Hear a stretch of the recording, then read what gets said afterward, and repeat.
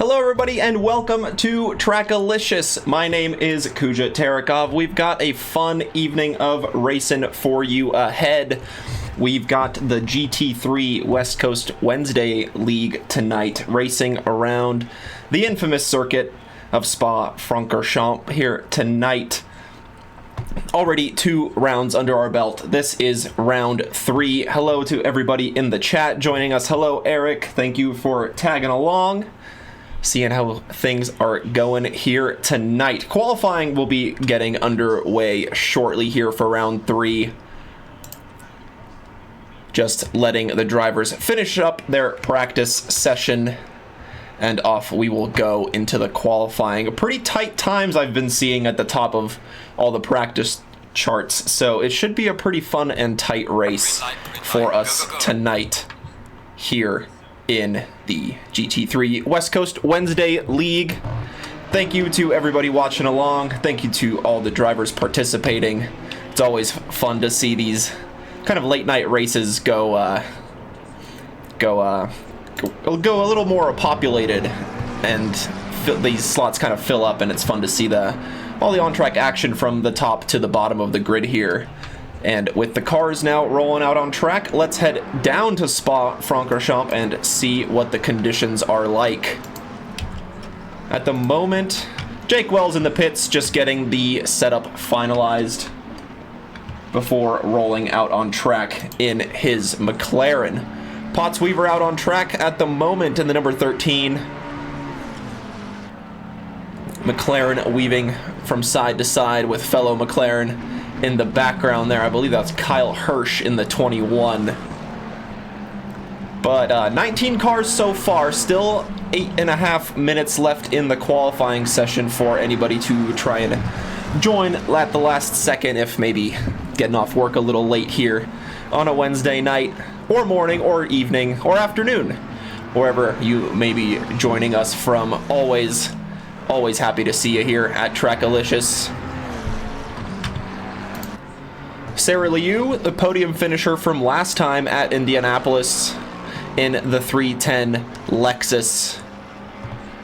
Still on an outlap at the moment, a really long lap around here, about 2 minute 15 seconds is a alien lap time, let's say. Let's see if any of our top drivers here tonight can kind of get up to that pace, but anything below a 220 is considered, I would say, a pretty strong pace around Spa. With how long and challenging and flowing all the sections are around Spa, it's very difficult to nail a lap completely with 20 corners around the 4.3 mile layout here in the hills of Belgium. It's called Spa-Francorchamps. It's closer to Francorchamps than it is to Spa, with a lot of the quarter names taking their names from the villages of the nearby countryside and the hills here in the Ardennes forest of Belgium.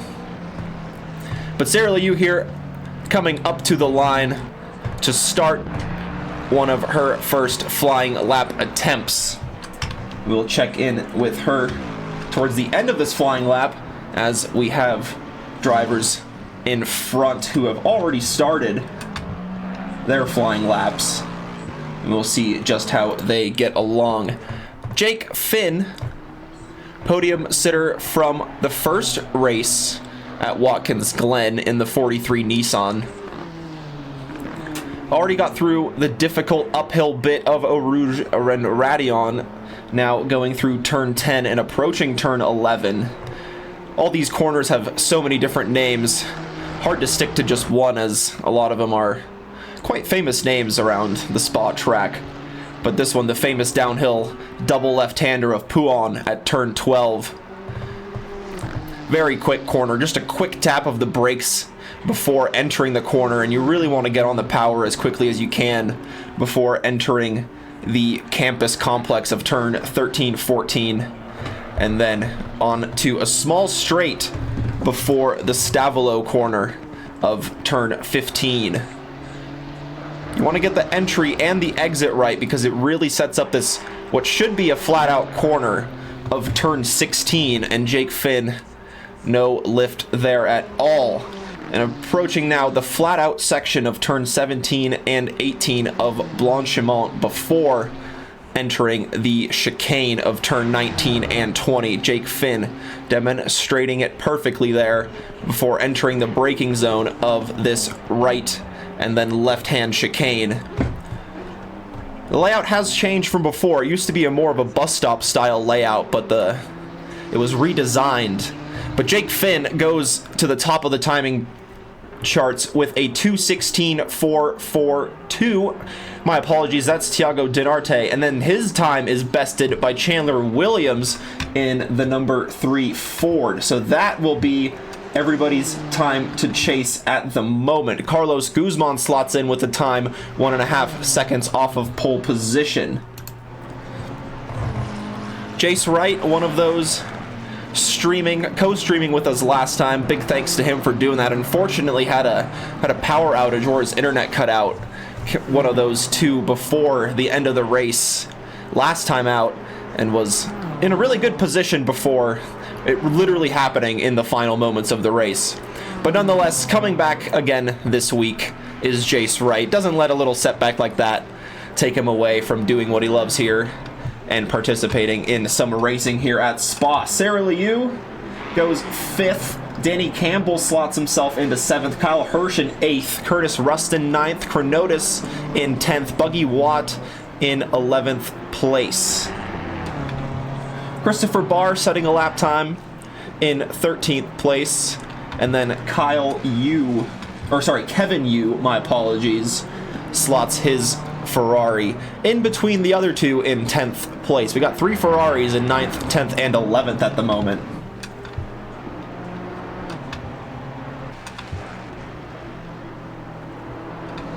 Jace Wright here representing the team WRT 2024 livery on his number 24 BMW, negotiating sector 2 at the moment, going through turns 13 and 14 at the moment.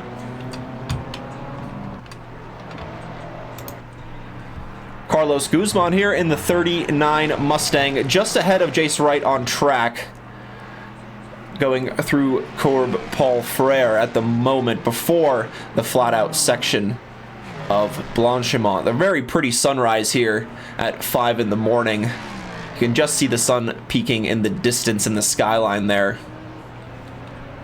Or not the skyline, just the sky.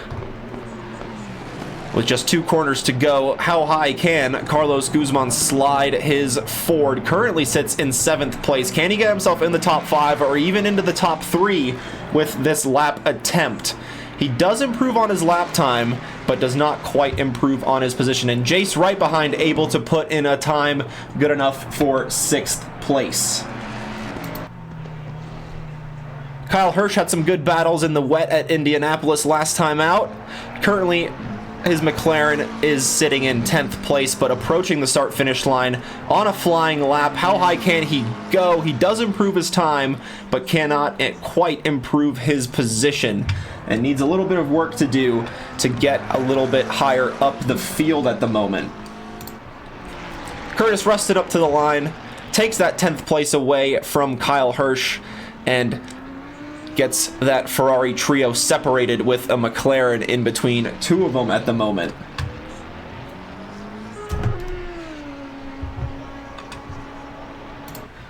Dr. Porkchop in the Jag tonight. The Chop Shop Racing number 71. A flat-out corner before the heavy braking zone of the chicane for Porkchop. Currently sits in 15th place. But we'll see if he can slide that Jag any further up the field. Nice fun and mint color for Dr. Porkchop on his liveries. As usual, up into 14th now, gets ahead of Buggy Watt, just behind Chronotis. 3 seconds to gain if he wants to take that position away from Chronotis. And this will be more than likely his last flying lap attempt with 1.5 minutes left in the session. Chandler Williams sitting at the top at the moment with Jake Finn a 10th behind. Tyler Farmer in third, Sarah Liu 4th, and Thiago Dinarte in 5th, with Jake Wells in 6th, Jace Wright in 7th, Guzman in 8th, Campbell 9th, and Yu sits in 10th place in the pits, so that is his qualifying session done, as well as Buggy Watt, who currently sits in 15th place. Matt Artem, Potts Weaver, Alex Freeman still yet to set valid laps on the board, currently sitting at the bottom of the charts. Here's Alex Freeman in the 14 Mustang in his typical black and yellow livery, the AF Sport. Going through Puan. Lots of yellow flags we're seeing at the start-finish straight, with drivers pulling over, satisfied with their laps, and they will return to the pits. Sarah Liu getting into 3rd place and then returning to the pits. Jace Wright in 7th, Guzman in 8th, Campbell 9th, and Yu was in the pits before, but now a couple of runners ahead also joining the pits, with Alex Freeman here entering the 3rd and final sector around Spa, and he runs wide, unfortunately, and that is going to be the lap done for Alex Freeman. And Chandler Williams at the top set the time of 2:15.940 before returning to the pit lane. Jake Finn, the closest man to Chandler Williams in terms of lap time at the moment. We'll see if he can do anything in the closing stages of his lap to try and take pole position away from his fellow Please Brake T1. And and that's a bit of a wiggle going through Stavolo, and that's not going to help the lap time. Unfortunately, I think that's going to be Jake Finn's qualifying session done with that mistake going through Stavolo. Jake Wells, fellow Jake, number 527 McLaren. Race winner from Indianapolis last time out in the wet. Currently finds himself sitting in 16th place, in his qualifying session, I think, is done. He's still rolling around. That flying, or the checkered flag, is next to his screen, so not sure if he's actually on a flying lap at the moment or not.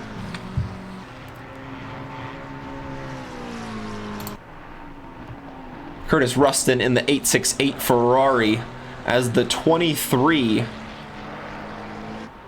slides into 1st place. That's Thiago Dinarte taking 1st place on the final lap attempt of his with a 2:15.792, about a 10th best or better than Chandler Williams, who finds himself in 2nd place after pole position was taken away from him at the final moment. And Jake Wells now pulling over Curtis Rustin, the last man on track to try and change anything about his position. Can he get the Ferrari into the top 10 and put Kevin Yu out? How high can Curtis Rustin go? Can he improve the lap time at all as he gets up to the line? He cannot improve on his position, and he will stay in 11th place.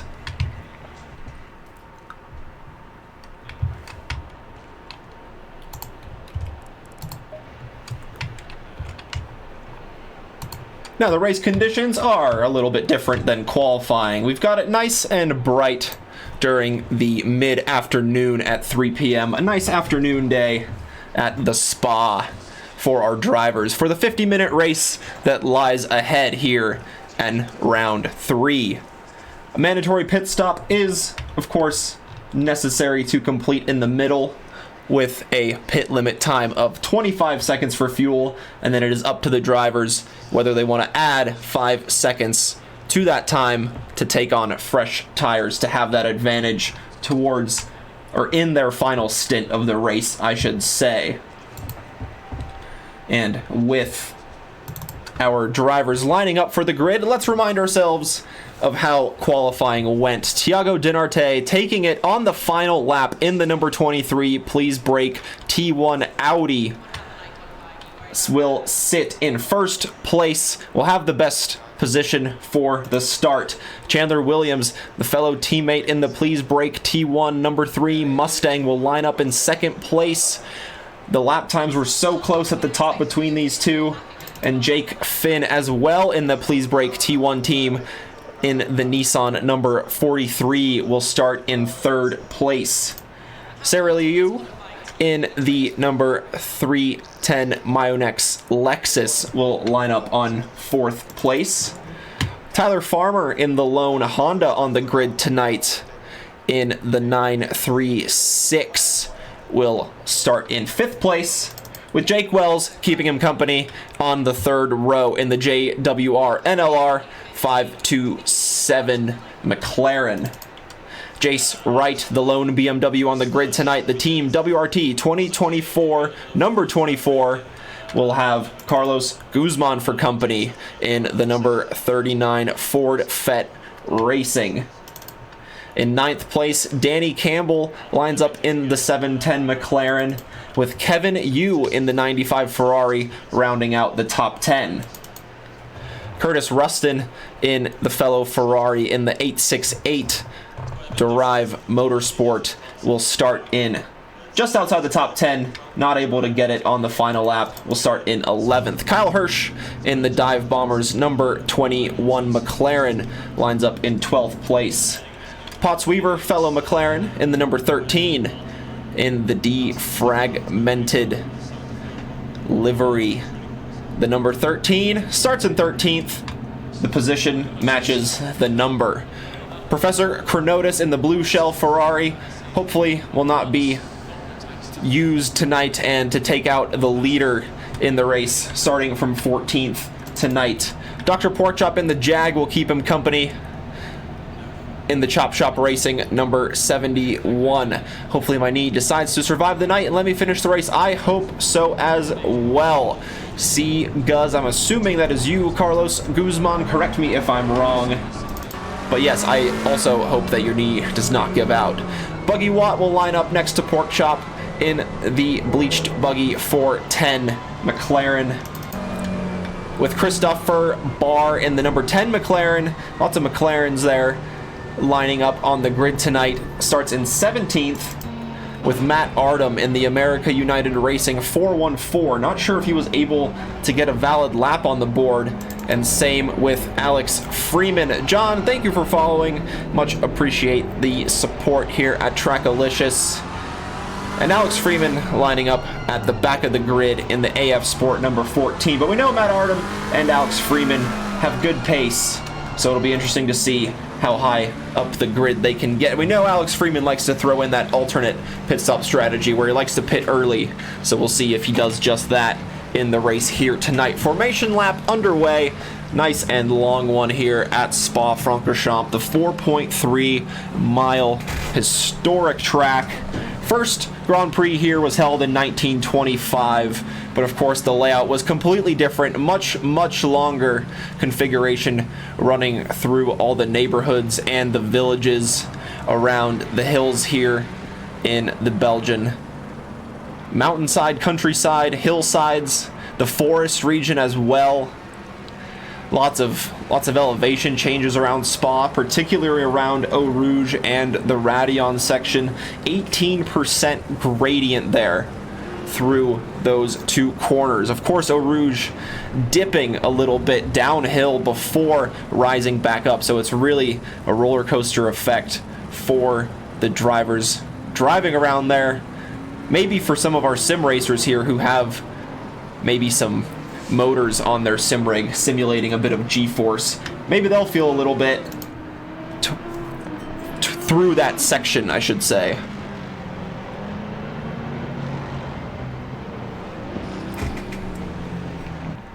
Thiago Dinarte taking pole on the final lap, taking it away from Chandler Williams, who pretty much sat in that pole position for the entirety of the qualifying session before Thiago took it away from him in the final moments. Going through the sector 2 and 3 crossover point. It is right between that little straightaway between turns 15 and 16.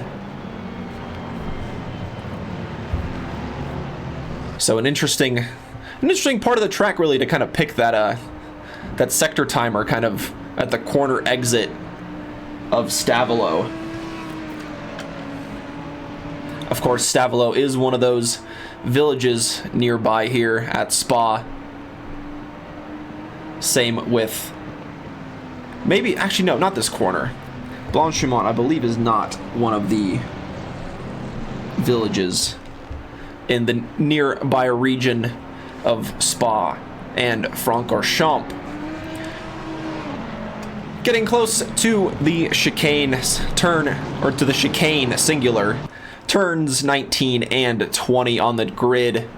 And now our drivers will line up in zipper formation before they get started for the 50-minute race we have ahead. Spa, always an absolutely interesting place for the race start. Of course, the race start does not happen here at the start and finish straight where the race ends. Our drivers will round La Source, the hairpin of turn 1, and they will start on the downhill section approaching Eau Rouge. So just this final straightaway to go before our drivers to get their tires, get their brakes, and get themselves warmed up. This is what it looks like from the back of the pole sitter, with a really full grid behind him, and Chandler Williams really squeezing him to the inside to show him that he is going to race him hard in round 3 at Spa-Francorchamps in the West Coast Wednesday GT3 League. Approaching the start-finish quote-unquote line where the green flag will release our drivers for the 50-minute race ahead. A good start from Tiago, has the inside line going up the hill. Jake Finn just slots into third, and it's pretty much single file going up the grid. Further back though, pretty much double file. A couple of people cutting the corners. That was Matt Artem and Potts Weaver cutting through the top of the hill at Radion, but at the moment Tiago Dinarte is under a bit of pressure, getting a bit of a bump from behind, and Jake Finn going side by side with Sierra Liu into turns 7, 8, and 9, I should say, at Lacombe. Tyler Farmer right next to Jace Wright as they approach this downhill braking zone. Really easy to lock up, but of course the ABS on these cars will help that situation, as it is pretty much single file as we started from up and down the grid. But Jake Wells is having a really good run at Sarah Liu, I should say, into the really quick poo on. Sarah Liu has the outside. Jake Wells flashing away, letting her know that he thinks not quite enough room was left, and Jace Wright sweeping through the inside of Farmer, but now he has the inside line into Campus. Jake Wells looking really racy here, trying to get by Sarah Liu to try to chase down the podium up ahead, but not quite able to line up a move again here, as Tyler Farmer is under an immense amount of pressure behind. There is battles all the way up and down the grid here. They're going to go side by side, approaching Blanchimont. Tyler Farmer with the inside line. Can Jace Wright swoop around the outside? No, he's just going to drop and slot back in, but now the cross-under's underway, and Guzman is looking favorable for a position, but he thinks the better of it and just decides to slot back, and that is Jake Wells running deep into the chicane. Oh, and there's a bit of contact between the two McLarens behind.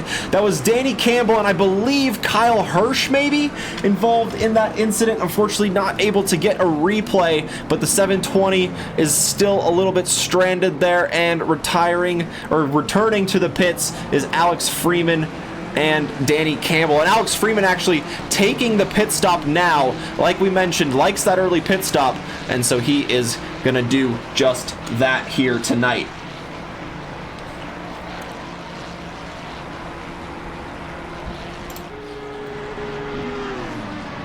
We saw both Potts Weaver and Matt Artem running a little bit through the corner at the top of Radion, and now Potts Weaver finds himself right on the wing of the Audi after giving that position up to the Audi. Looks to the outside of Lacombe, but Matt Artem is really confident on the brakes in the Audi, able to keep 12th position at the moment. Jace Wright still not able to do anything about Tyler Farmer in front in the number 24.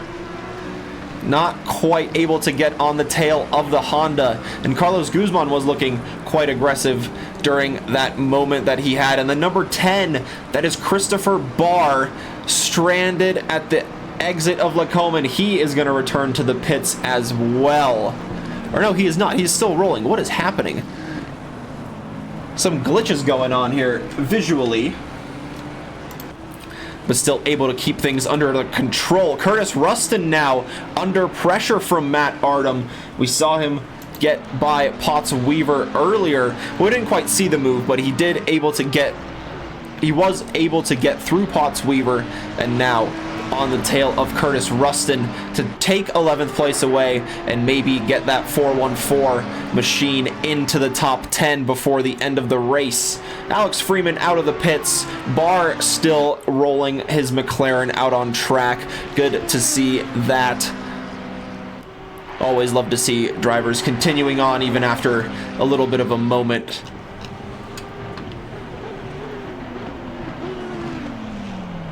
Good battle here, three-way battle, potentially even catching up to Kevin Yu, who really wants to try to break away from this battle going on behind him to keep that final top 10 position, as Tyler Farmer sets the fastest lap of the race, currently sitting in 6th place in the Honda. He is on a mission to chase down Jake Wells in front, who is also on a mission right behind Sarah Liu to get by and take 4th place and maybe get his McLaren up into a podium position. We know Jake Wells has the pace, but Matt Ardham has the pace up the hill of Radion to get on the back of the Ferrari, but for some reason just had to let off there. Just didn't have enough room to go side by side, and just has to slot back behind and try another go at overtaking the Ferrari in front. Rustin, though, running a little bit deep in the braking zone, might have a bit of a worse line, and this might give an opportunity for Matt Ardham to try and sneak up the inside, but not quite anything to it yet.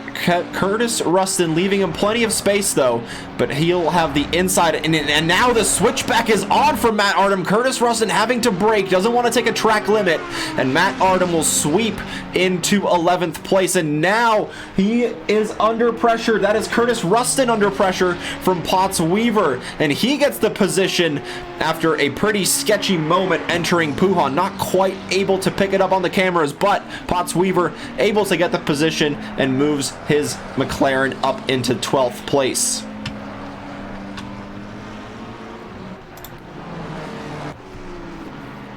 That is what Jake Wells is dealing with in his race at the moment, sitting in 5th, looking at the tail of the Lexus in 4th in front, and with a hard charging Tyler Farmer behind, he is going to try his best to show his pace, as Jake Wells with a really late move to the inside, and Sarah Liu with a little bit of a bump. Oh, and they're going to bump again, trying to rejoin the track, and the only person benefiting from this is Tyler Farmer, who now finds himself up into 4th place, unless the Lexus can do anything about it into La Source. I don't think so this time.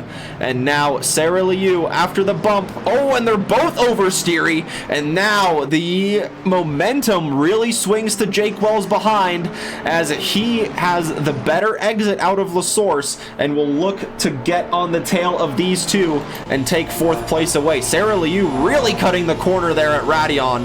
Don't want to do that too many times. Of course, track limits do come into play here at Spa pretty frequently all the way throughout the lap. And for those of you unfamiliar with the ACC track limit system, drivers are allowed to get 3 track limit violations, but on their 4th one, they will get a drive-through penalty. And a drive-through around Spa is extremely costly, with the pit lane going all the way from the start-finish straight, wrapping around La Source, and exiting only at the bottom of the hill at Eau Rouge. So it's a really long time to be on the pit limiter for these drivers, so really don't want to risk getting a drive-through at all if you are in a fighting chance.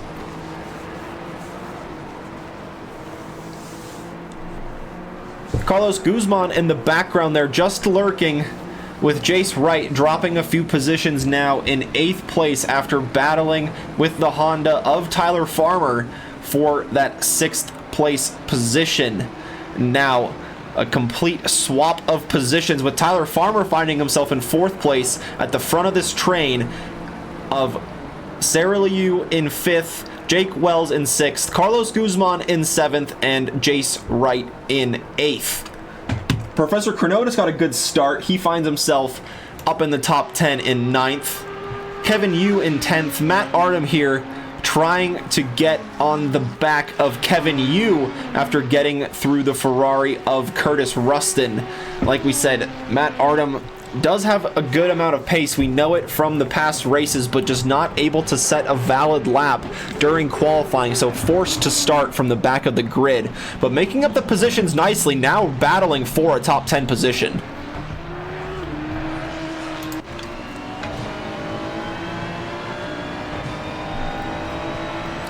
This is what the Kevin Yu sees behind, and now a really good look down the inside. Oh no, wrong camera there. Matt Artem sneaking through the inside. Let's take a look at how it happened here. Just a really good late send. Rustin wasn't expecting it, so he couldn't really defend it at all. And that was a textbook move from the Audi into the first hairpin of La Source. Back to this battle.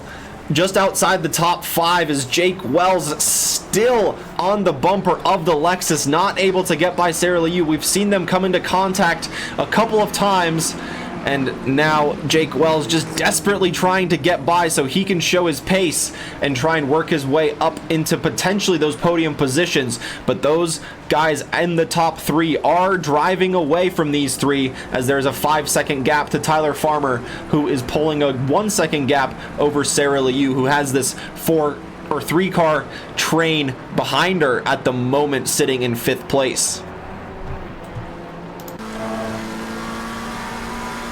Nice plaid livery on Jake Wells. We can see Jace Wright getting pretty close there to the bumper of Carlos Guzman.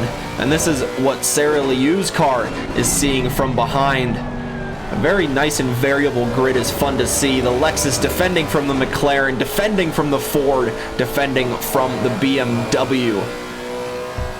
Very different car styles here represented, with the Audi leading the way in first place of Thiago Dinarte, 1.3 seconds clear of Chandler Williams, who can't quite pull away from Jake Finn, who is within a second. And Carlos Guzman might be having a look here into the chicane, but not quite close enough to do it, as Sarah Liu goes a little bit deep. This might give Jake Wells a good run into the first corner of La Source. Let's see, will he make a look down the inside? Sarah Liu covers off the inside, so Jake Wells is going to have to go the long way around unless he tries the switchback move, which he is lining up, and now he's right on the bumper of the Lexus as they plummet down the hill before rising back up. Radion through this infamous Eau Rouge and Radion complex, and Sarah Liu again looking pretty squirrely through there, having to cut the corner a little bit at the top of the hill, and Jake Wells nearly bump drafting the Lexus now, with Sarah Liu trying to cover off the position for 5th place. Jake Wells goes to the outside. Can he get it done this time?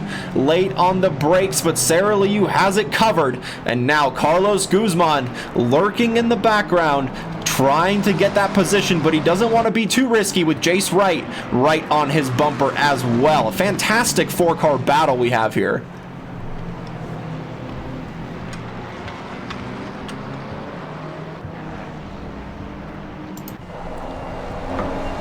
This is what Jace Wright is seeing with the battle in front. Jake Wells side by side with Sarah Liu into Pouan. He gets it down the inside, gets the move done, and now he can stretch his legs and try and build the gap behind and get on the tail of those in front. But Sarah Liu does not want to give that position up easily and is going to try to stay right on the tail. Jace Wright also able to get that position on Carlos Guzman, so he finds himself slotting into 7th place. Lots of position changes through Pouan. Just in one corner, everything happened.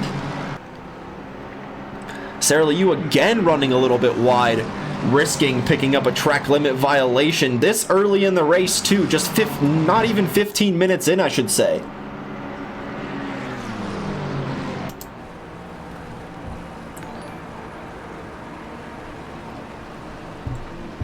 Thank you very much for the follow.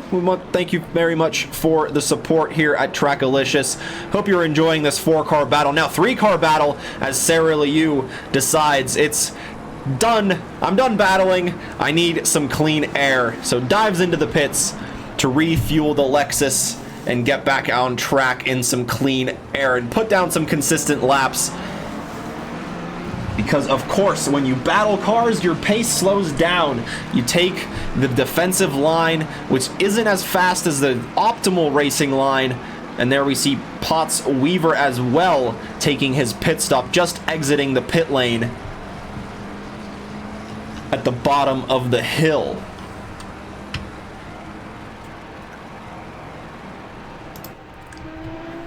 Thiago Dinarte in good control at the moment, setting really consistent lap times at the front. Has the fastest lap of the race, a 2:17.062 on his last tap, did a 2:17.092. So the pace is absolutely there from Thiago, pulling a 1.5 second lead now over teammate Chandler Williams, who is still under pressure from Jake Finn, with about half a second separating second and third on track at the moment.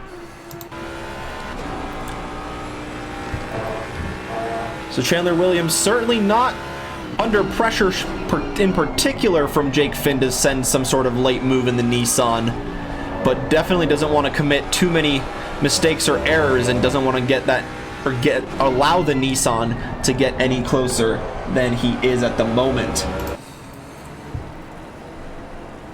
But back to this battle for the top 5 position here, currently being held by Jake Wells in the McLaren. Jace Wright, though, not giving him any breathing room, less than half a second separating these two drivers. And a completely different car configuration between the two, of course. The rear or mid-engine McLaren, I should say, compared to the front-engine BMW, but setting really similar lap times, very similar in pace around Spa. So the BOP system working pretty well here, and a very variable grid. Just we see 2 Audis in the top 10, 2 Fords, 2 Ferraris, 1 McLaren, 1 Honda, a Nissan, a BMW. So a pretty variable grid, always fun to see. And of course the Jag of Dr. Porkchop, currently sitting in 13th place, still yet to do his mandatory pit stop. Sarah Liu is in the front of those who have pitted, with Alex Freeman in second of those who have, and Potts Weaver, who we saw recently exiting the pits, currently sits in 18th place, but has to keep in mind that plenty of other drivers have yet to complete their pit stops. So he will have that to his advantage towards the end of the race. And Matt Artem is just eating Ferraris today, now on the tail of Professor Chronotis, and he is going to try to get that 8th place position away from the blue shelled Ferrari. Might have a look here, but not quite close enough to do it yet. And Potts Weaver there in the background. That car is not for position, but will certainly want to try to stay as close as possible to this battle for 8th and 9th.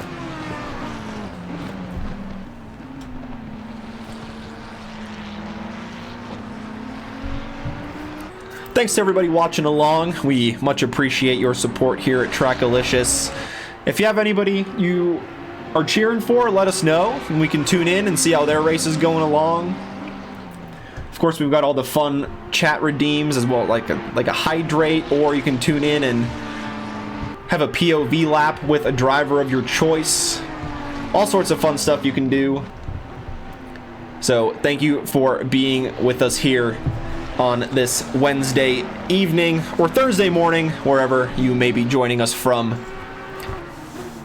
for round 3 of the West Coast Wednesday GT3 League. And of course, you don't have to live on the West Coast to participate. If you are interested, signups are always open on SimGrid. Jace Wright going side by side nearly with Jake Wells for that top 5 position into the chicane. And now Jake Wells really under pressure. It's bumper to bumper between these two as they will start lap 9 of their contest. We've got some fans of Chronotis. We were just on board with Chronotis, unfortunately just tuned away. but we will certainly be back with him as Matt Artem, I think, made a little bit of a mistake and has that bit of work to do to get back on the tail of the blue-shelled Ferrari in front. This is what Jake Wells sees going down the hill before charging up Eau Rouge and Radion, cutting the corner to perfection there. Hopefully not picking up a track limit. Jace Wright cutting a little bit more than Jake, so he was a little bit more on edge there than the McLaren here, but really confident on the brakes is Jace Wright, nearly getting into the back of the bumper. Oh, and Carlos Guzman spinning off in the background there, no! And he was in a great spot there, and unfortunately not able to keep the Ford under control. If I had to guess, just dipped a wheel onto the curb or the grass and just sent the Ford spinning. And that is really unfortunate for Carlos, who was right on the back of this battle for 5th and 6th place.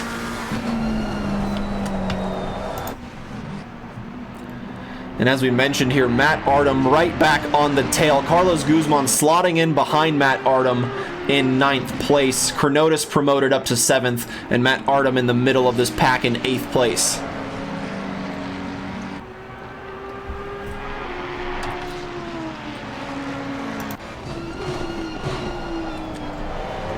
The Next Level Racing sponsored Professor Kronotis in the number 42.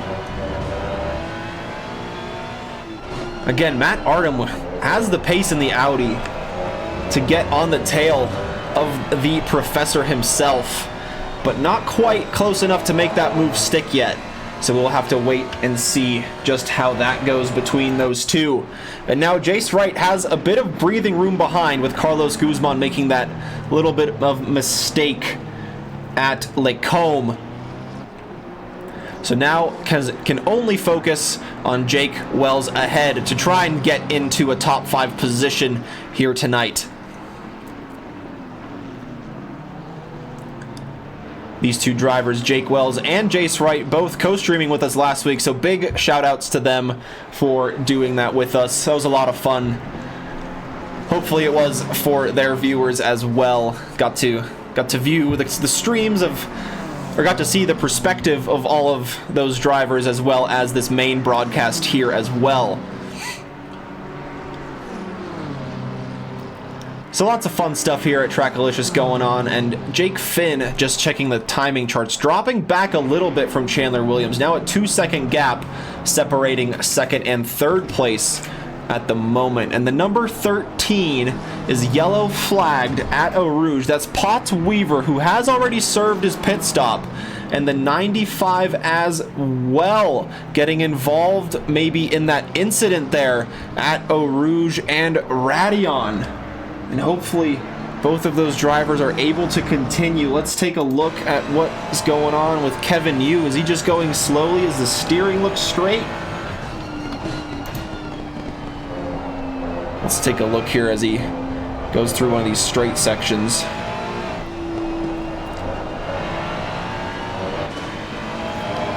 Steering looks good, so perhaps just taking a bit of evasive action.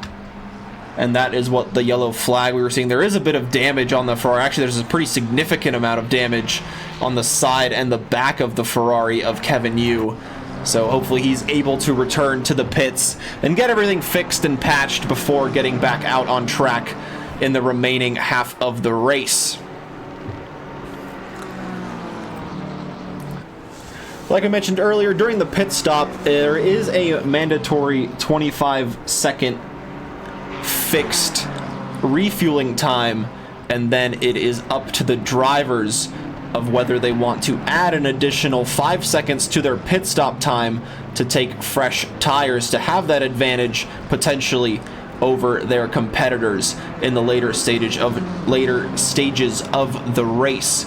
Tyler Farmer in the pits from 4th place in the 936 Honda, I should say, as well as Christopher Barr in the number 10 in the pits. Carlos Guzman serving his pits, coming out behind Sarah Liu, but ahead of Alex Freeman.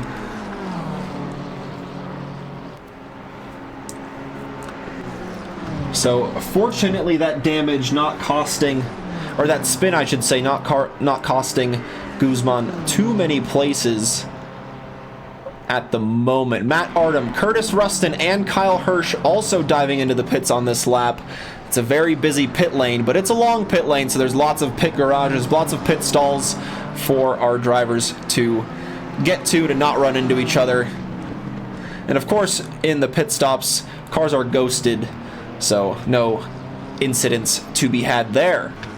And Jake Wells getting a little bit squirrely on the exit there. Somebody got a drive-through. Potts Weaver gets a drive-through, who currently sits in 18th place, and that is not gonna help his chances of moving up through the field, as it's a really long pit lane here at Spa-Francorchamps.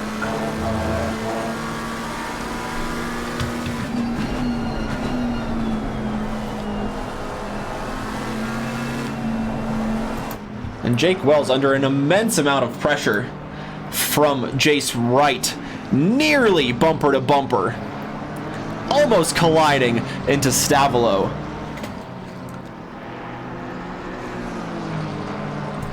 Jace Wright really wants to focus on getting a good exit, as one of the best overtaking opportunities is into the chicane, that really heavy braking zone before the right and left hand complex there. Hello Big Q, thank you for joining us. How is everything going? Hope you're doing well. And Tiago Dinarte in the pits from the lead, as well as Chandler Williams, Jake Finn, and Jake Wells. The entire top four diving into the pits right at the halfway mark of the race. Jace Wright continuing on, looking to get the overcut done on his competitors. And now it is down to the pit lane crew and the strategy calls by the drivers. Do they take tires? Do they not? Do they prefer having track position over fresh tires? We'll just have to wait and see how it goes. So Jace Wright inherits the lead of the race, but he of course still has to serve his pit stop. Professor Chronotis in the pits as well. Kevin Yu still rolling out on track in the number 95. Buggy Watt and Dr. Porkchop as well. And right as I say that, Kevin Yu dives into the pits, and Potts Weaver as well goes in to serve his drive-through penalty.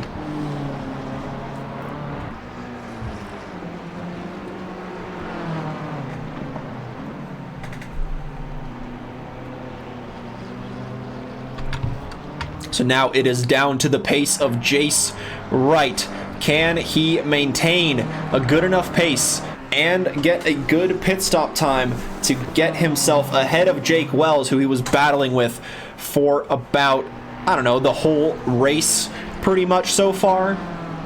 So now is the only real breathing room Jace Wright has seen, so now he can show his true pace in the BMW.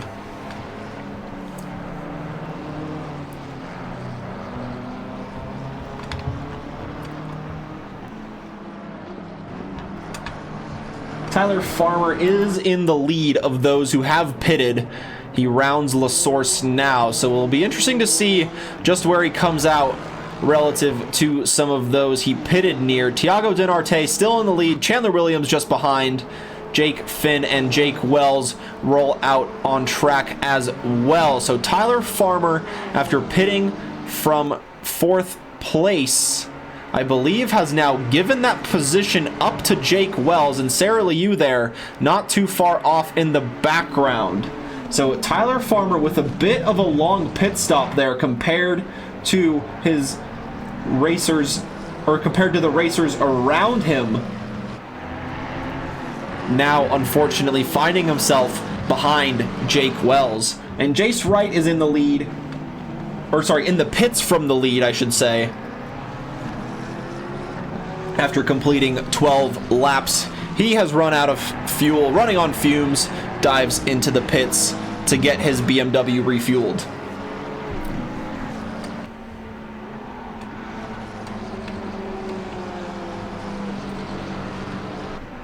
Pretty identical pit stop times from all of our drivers, so it looks like many deciding to take tires, as most of their stops are above 30 seconds. But of course, we don't know how much damage each of them were carrying and were potentially fixing as well. So maybe not taking tires, but just electing to do a bit of repairs on some of the bodywork, get all the aerodynamics back into shape for the remainder of the race. And Tyler Farmer now, with a bit of work to do, finds himself behind Jake Wells. Got that position, or got through Jake Wells earlier, I should say, but now has that work to do again.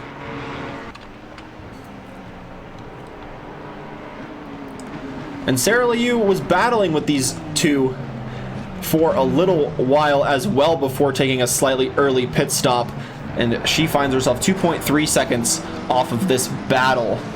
And Dr. Porkchop into the pits as well in the Jag.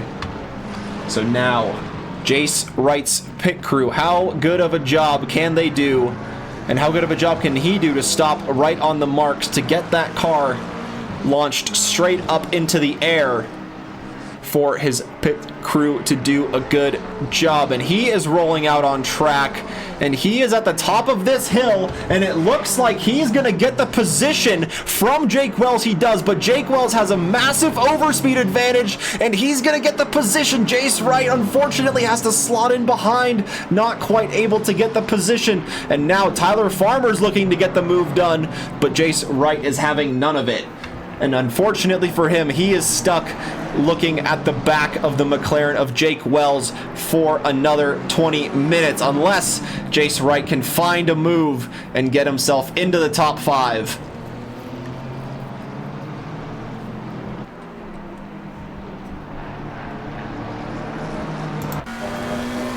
Tyler Farmer also looking to get involved in this battle, of course, and the Honda was running ahead of these two before the pit stop phases, and now has 2 cars in front. 2 overtakes to do in the final 20 minutes of round 3 here at Spa-Francorchamps tonight.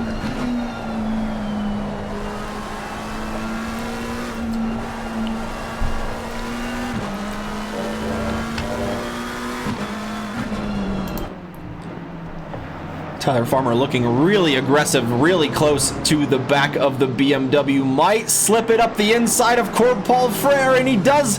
Jace Wright running a little bit wide, has to dip a wheel into the gravel, and that will surely slow the BMW down enough for Tyler Farmer to take 6th place away from Jace Wright and hunt down Jake Wells in front. But Jace Wright's not giving it up easily, taking all of the curb there, and he finds himself right on the bumper. Is he going to take a move down the inside? Tyler Farmer covers it off really well, has a bit of an oversteering moment between the 2 corners, but gets the move done, and now has Jake Wells 1.4 seconds in front to chase down to get a top 4 position. Sarah Liu is very interested in this now with the battles going on in front, and like we mentioned earlier, the battles with cars battling out on track, it does slow them down a little bit. So with those having clean air in front, will certainly have a bit of a pace advantage to get on the tail of this battling pack in front. Tyler Farmer trying everything he can to break the toe of the BMW behind, and looks like he is going to be successful in doing that. Jace Wright not quite close enough to send any moves into Lacombe. And Buggy Watt, the final driver yet to pit, serves his mandatory pit stop.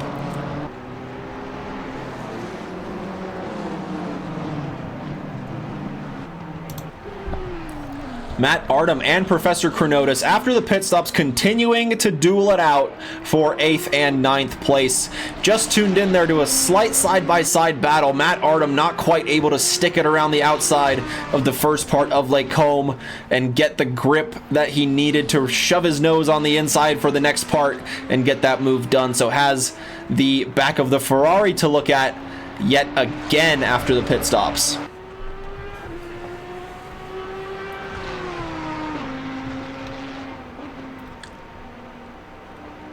Thiago Dinarte pulling even further away from the front now in the Audi, but the Audi of Matt Artem, the 414, is looking to sweep around the outside of campus, and now he has the inside line, and he gets the move done, and sweeps around the outside and gets by the Ferrari and takes 8th place. And now Chronotis has to try and stick close to that Audi to get the slipstream advantage and maybe try and have a move down the inside of the chicane, but it looks like Matt Artem is able to pull a pretty healthy gap already for him to not be able to send a late lunge just yet.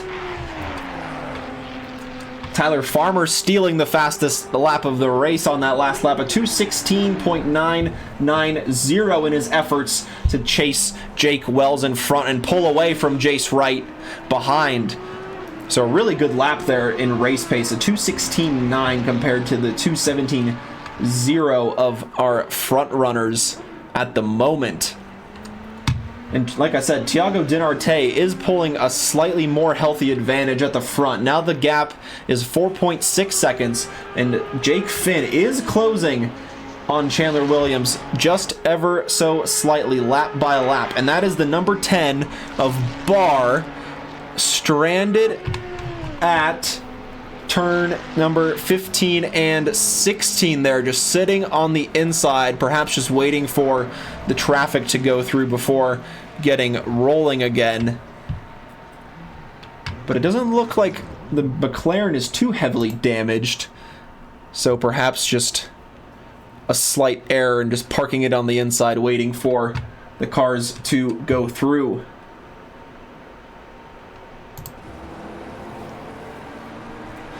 The man on the charge, Tyler Farmer, fastest lap of the race, running a little bit wide on the exit of Pouon. There we see just in the front of shot his next target, Jake Wells in the 527 McLaren. He got the move done earlier in the race and now has it all to do once again after the pit stops, and these two are approaching that stopped car. They're able to get it out of the grass now, so now just waiting for a clear moment is Barr before getting his McLaren rolling onto the racing surface.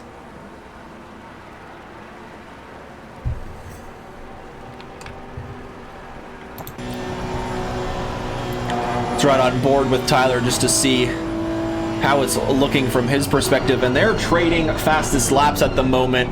Thiago Dinarte takes it now with a 2:16.945, just 0.05 of a second faster than Tyler Farmer, who finds himself now within a second of Jake Wells. So really good pace from the Honda after the pit stop phases here. Jake Wells just maintaining the gap at the moment, sitting in 4th place.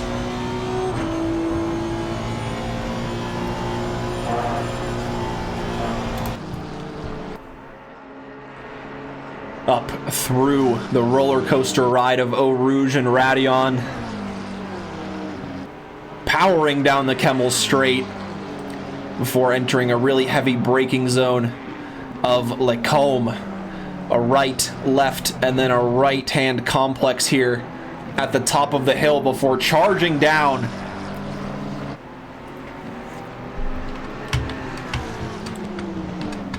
Oh, my apologies.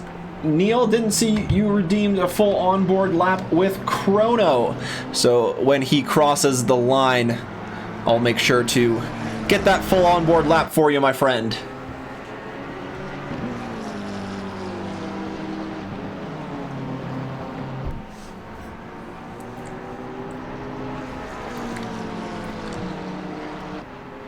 And the pit stop window here. No worries, Neil. We'll still get the onboard lap. We got to do it. My apologies, I missed it. I was looking at the chat on the screen that I have all the racing on. Doesn't have the notifications for the full onboard lap. So all I saw was Chrono pop up. So I was like, yeah, fans of Chrono. I didn't quite see that you redeemed the full onboard lap. So my apologies there. We will definitely get that done.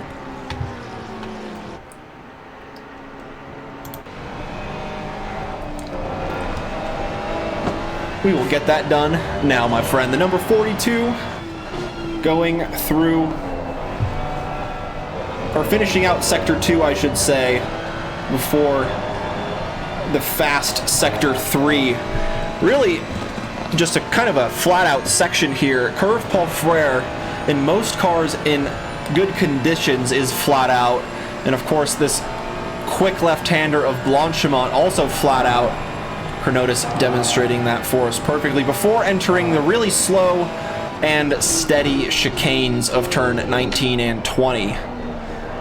So now we've got the full onboard lap here, and let's take you on a guided tour of the Spa-Francorchamps track. Start-finish line, we just crossed with Chronotis. You want to brake right around the 100-meter mark here before entering the source, carrying as much speed as you can and want to get as good of an exit as you can. The small little kink to the right is considered turn 2 as you go down the hill as close as you can to the pit wall, taking as much curb through Eau Rouge, up the hill, and Radion. How do you pronounce his team name? Oh, whoa, whoa, whoa. That, I believe, is how you pronounce it. Now, charging down the Kemmel straight through turns 7, 8, and 9 we go of Lake Combe. Turn 7 to the right, turn 8 to the left. Just want to wait to apply the power, taking the curb before plummeting down the hill. A really difficult braking zone to get right. It's downhill and the curve is kind of breaking away from you for a majority of it up until the final stages. And then the very quick left-hander of Speaker's Corner, running a little bit wide but surely within track limits there, was the Professor. Again down the hill, a very quick left-hand corner at Pouan. This whole corner is considered turn 12, and he's got a bit of traffic in front there. I believe that is Barr. We'll see just how he does. Christoph Barr, fantastic job demonstrating us how to behave under a blue flag situation. This corner, called Campus or Fania or Piff Paff, however you want to call it, turns 13 and 14 before entering Stavolo and the flat out section of curve Paul Frere before blasting down the final sector where we tuned in with Chronotis last time. A flat out left-hander at the front here before entering the heavy braking zone of the chicane. That slight little kink to the left is turn 17. The big turn is turn 18, and now just turns 19 and 20 to go. Heavy on the brakes, taking a lot of curb on the inside before getting onto the power, running a little bit wide to carry as much speed as he can, and down to the line goes Chronotis for a lap around Spa.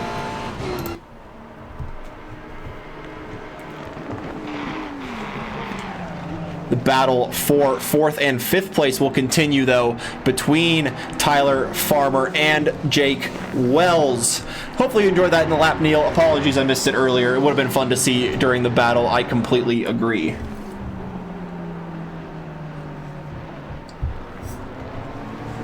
But nonetheless, the battles here picking up towards the end of the race. Jace Wright just pulling a little bit away, though, from this battle for 4th and 6th. But Tyler Farmer did have the fastest lap for a little bit, just pulling a 10th or so closer to Jake Wells lap by lap.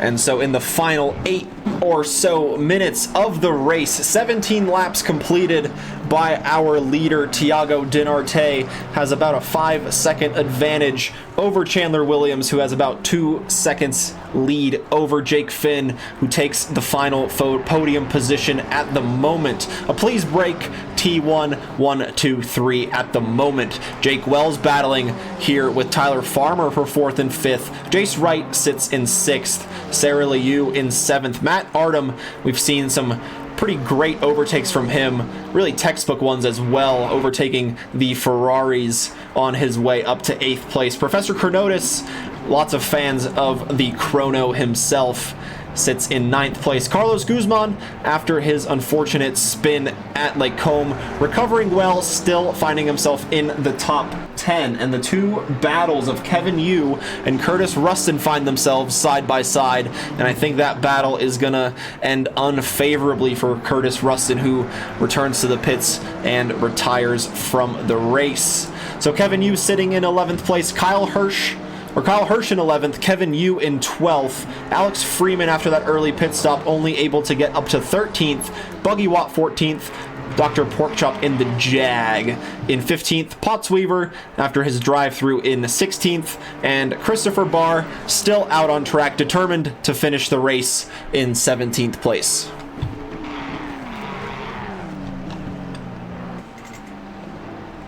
And at the moment, it looks like Jake Wells is really managing the gap to Tyler Farmer really well in this battle for really the best of the rest at the moment. These two are about 8 seconds clear of the podium at the moment. So a lot of work to do if these guys want to work their way up into the top 3 positions.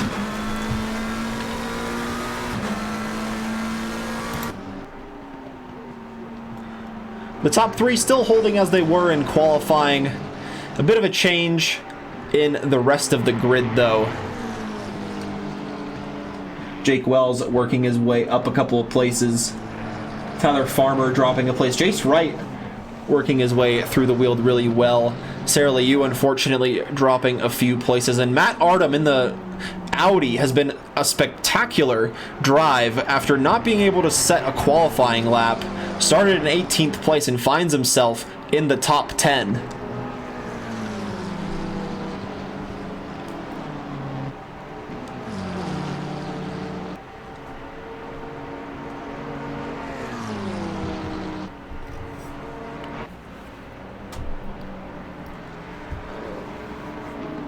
Tyler Farmer getting ever so closer to the bumper of Jake Wells.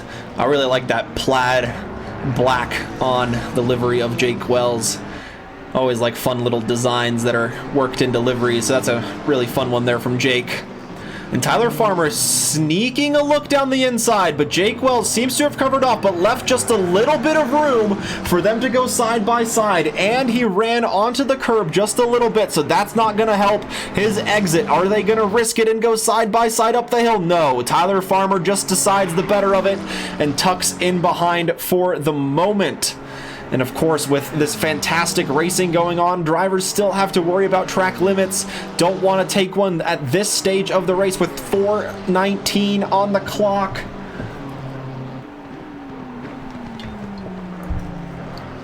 Just about 3 more laps or so, 3 or 2 laps after Thiago Dinarte crosses the line again for Jake Wells to maintain 4th place, or for Tyler Farmer to do anything about it, as Kevin Yu is in the pits in the number 95 Ferrari. I think there was a bit of an incident between the two there, between him and Curtis Ruston, but I don't want to speculate too much, so can't say for sure what happened there. But nonetheless, both of those Ferraris ending up a bit misfortunate and towards the back of the grid in tonight's race.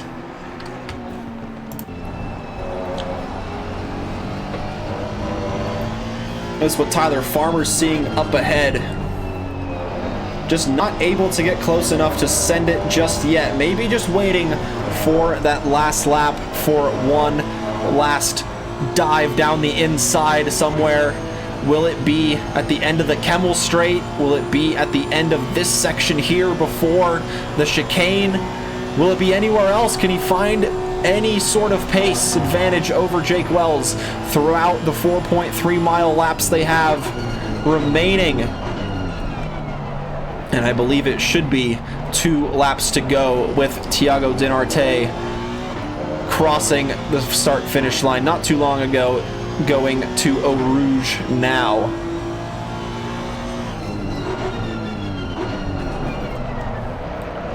And it looks like the La Source is going to be the best place for Tyler Farmer to have a look, as Jake Wells doesn't look like he's too confident breaking into there and leaving a little bit of room on the inside for Farmer to stick his nose in there.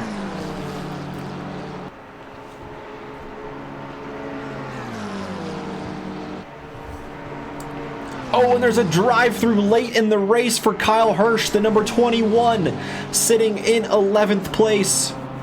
will surely drop back down the grid a little bit after picking up that drive-through in this incredibly long pit lane around Spa.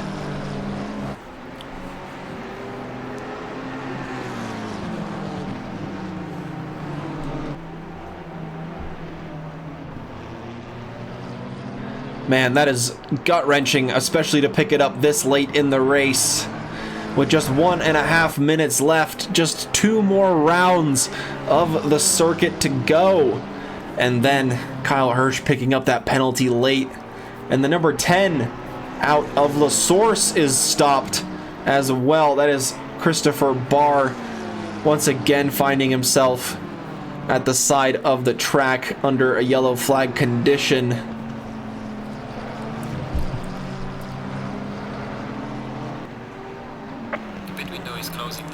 There we hear the race director announcing that the pit window is closed. The pit window opens 1 minute into the race and it closes 1 minute before the race end, just so drivers don't get that sneaky last lap pit stop in and technically get it on the final lap, where they really don't lose that much time. We've seen it done before, so that's why that rule was implemented. I believe it was Jace Wright who was able to sneak a few places away doing that. And then we hear our race director announce it that this is gonna be the final lap, with Thiago Dinarte crossing the start-finish line for one more round. Lap 22 for him, and Jake Wells will just have 4.3 miles left to defend 4th place from Tyler Farmer behind. There we see the McLaren just parked at the side of the road for the moment. Might get that car rolling again for the remainder of the race, but it looks like for the moment Jake Wells has Tyler Farmer handled pretty well, as that gap has grown to just about 1 second exactly.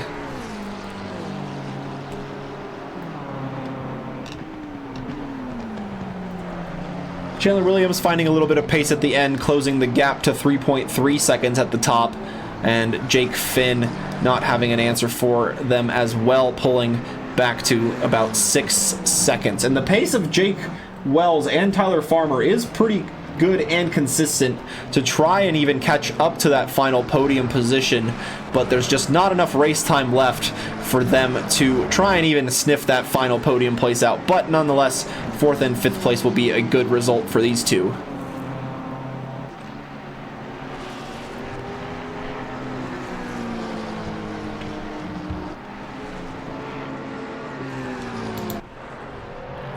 Professor Chronotis coming under pressure in the final stages of the race from Carlos Guzman in the number 39 Ford. Has the blue-shelled Ferrari ahead for company, and after making a mistake through Lacombe, able to negotiate it, or navigate it I should say, well this time around, and stick close to the tail of the blue-shelled Ferrari number 42 in front, but he runs a little bit wide, and they're going to go side by side into Pouon. Can Guzman sweep around the outside? Can he get the move done in the final lap of the race? Chronotis leaves him just enough space as Thiago Dinarte crosses the line to take P1, with Chandler Williams taking P2 and Jake Finn taking P3. Congrats to our podium finishers, Jake Wells and Tyler Farmer, swapping positions. What happened to Jake Wells at the end there? Let's see if we can take a look at the replay. Oh no, he was just, it looked like he maybe got spun around in the pits. But unfortunately for Jake Wells, that drops him to 6th place. Jace Wright able to sneak into the top 5. And Carlos Guzman just has one more attempt to steal 9th place away from Chronotis. Chronotis takes the inside line into the chicane. There's a little bit of a bump between the two, but Chronotis defends it well. And now it is a charge to the line, but it's a pretty small charge to the line, and Chronotis has that position covered. Takes 9th. Carlos Guzman takes 10th. Matt Artem finishing in 8th. Sarah Liu in 7th place. Jake Wells dropping back to 6th on that last lap there. Not quite sure what happened. Our replay wasn't able to pick it up in the final moments of the race. Alex Freeman's still on track. The number 14 McLaren, bit of a quiet race from him. Started from the back, not able to set a lap in qualifying.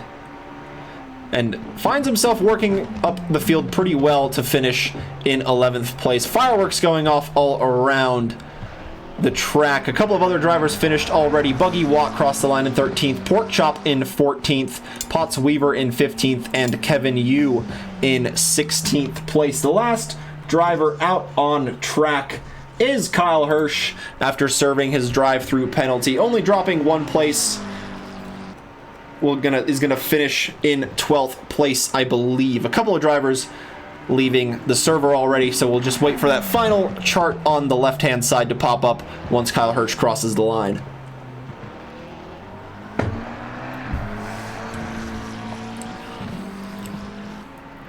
And that is it, folks. That is the 50-minute race completed here in round 3 around Spa-Francorchamps. Kyle Hirsch, the last to cross the line in 12th place. Able to recover well after the drive-through, I should say.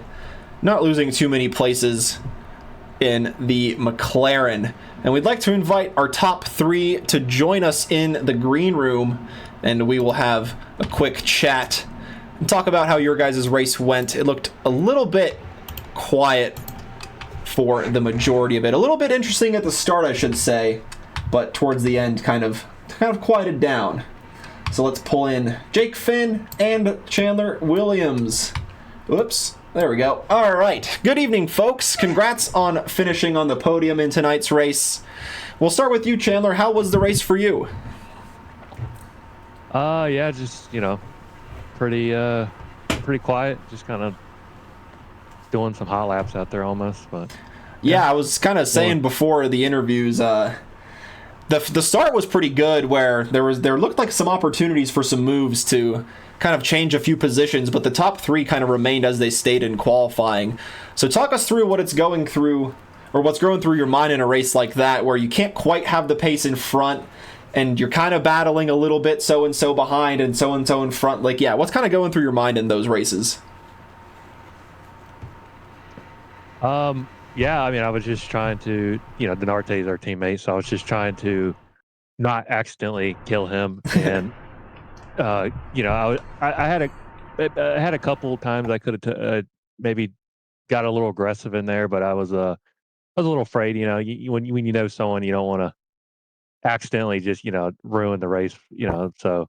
Mm-hmm. But yeah, I mean, I was impressed with Finn's pace. Finn kept behind me almost the entire race. So, yeah, it was. Yeah, let's throw that same question to you, Jake. What's it kind of like racing in a race like that, where you just kind of find yourself in a bit of a hot lap mode, I should say? Yeah, I think I had some opportunities to get Chandler, especially like coming out of the pits. I think we were side by side. He had a kind of a bad pit stop, but I just didn't have the power, unfortunately, down the straight to make a move. So I just tried to be consistent. Hopefully, I was hoping for him to make a mistake, but he didn't make a mistake. So, yeah. Yeah, fair enough. What was your reason for choosing the Nissan this season? I used to drive a Ferrari almost exclusively, and then I just wanted to drive something new. I thought, drive a Nissan, try and drive a car that can somewhat keep up with a Mustang on the street. Yeah, I used to love the Nissan when I first got the game. It was super powerful on the brakes. You could outbrake anybody. But yeah, right. Not so popular of a choice now, but always fun to see it back on the grid here tonight. So yeah, not a lot of racing to talk about, unfortunately. Just kind of hot lap mode for the top 3 here tonight. What are you guys looking forward to in the remaining races? We'll start with you, Jake. What's next? What's the next track? What is the next track? I think it's another Belgian track. I think they're going to Zolder. Okay, Zolder. Zolder might be good. I do kind of enjoy the Nissan there. Yeah. So hopefully I can perform a little better than I did today. But yeah. Yeah, I know the Nissan's pretty good at handling all those kind of heavy heavy curbs, which you really do have to take to get a really good lap time around Zolder. And same question to you, Chandler. What are you looking forward to in the rest of the season? Let me remind you guys of the calendar. We've got Zolder, Suzuka, Valencia, Nordschleife, and Kailami. Oh, wow. Well, for Zolder, I'm hoping that that Audi of Denarte has a bad bounce, if I could say, through the chicane. So I can. It's gonna be a harsh car for that track. So I'm hoping that he doesn't beat me again, and because he drives the Mustang almost solely. So the fact that he can jump in another car and destroy me on my prime car is so I'm hoping this next couple of races he'll struggle a little bit more because of the curbs, especially on Zolder, that so famously. Yeah, 100%. Super tricky, those curbs, and you have to get them all right to get the lap time just right. Well, thank you guys for joining us tonight. Appreciate your time. Appreciate you guys answering some questions. Congrats on finishing in the top 3. You guys finished in the top 3 in race 1 as well, right? Yeah, I believe we were 1 and 2. Heck yeah. I remember. Heck yeah. Yeah, so congrats on making your way back to the podium. Hopefully we will catch you guys in an interview in the future. Thanks for joining us. Thank you for having me. Thank you. No problem, guys. Gonna send you guys back to the green room here. And we will finish off this stream. Not sure if Eric has a raid set up for us, so we will take a look at what we have. Always fun to do these West Coast Wednesday leagues. A bit of a smaller grid, but always action-packed from top to bottom between these drivers. And of course, many of them are nice and close friends, as we heard there from Chandler Williams. Teammates with Tiago Denarte and Jake Finn as part of the Please Break T1 squad.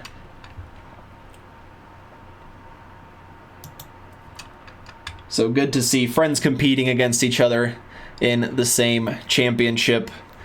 Friends turned rivals, we should say, but even though I'm sure even if they had a clash on the sim track, they would still absolutely talk to each other, and nothing would come between them. I am confident in that.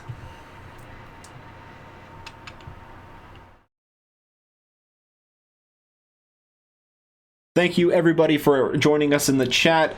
See a chat there from Xander saying it was a bummer his throttle was only going to 90%, and that is never helpful, especially around a track like Spa where there are so many sections where top speed matters, like the Kemmel Straight and in Sector 3, that really flat out corner at Blanchimont.